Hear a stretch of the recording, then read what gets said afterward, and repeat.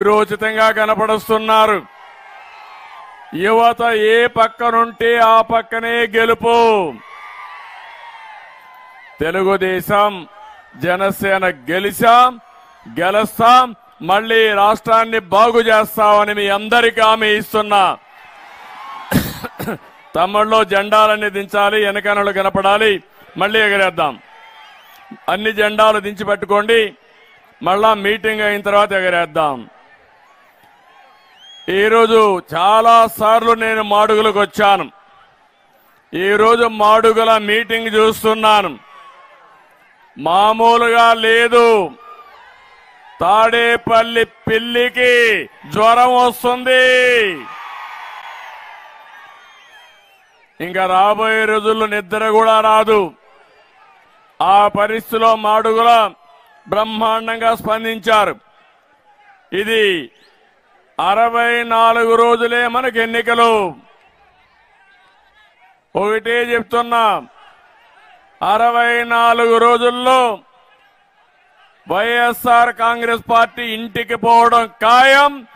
తెలుగుదేశం జనసేన గెలవడం కూడా ఖాయం.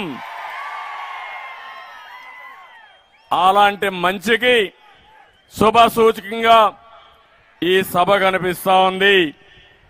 ఇక్కడే కాదు, కదిలిరా అని పిలిపిస్తే ప్రాంతం ఏదైనా, సెంటర్ ఏదైనా అదే జోరు, అదే స్పీడు, ఎక్కడా తేడా లేదని మరొకసారి విజ్ఞప్తి చేస్తున్నా.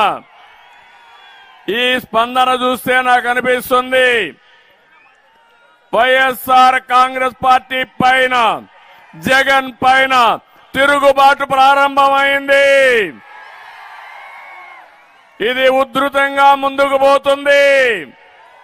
తొందరలోనే తుఫానుగా మారిపోతుంది. ఆ తుఫాన్లో వైఎస్ఆర్ కాంగ్రెస్ పార్టీ కొట్టుకొని పోవడం ఖాయం అని చెప్పి కూడా నేను మీకు తెలియజేస్తున్నా. ఈ ఎన్నికలు ఇంకా కొంచెం వాయిస్ పెంచాలి. ఈ ఎన్నికలు తెలుగుదేశం జనసేనకి కాదు, రాష్ట్ర భవిష్యత్తు కోసం.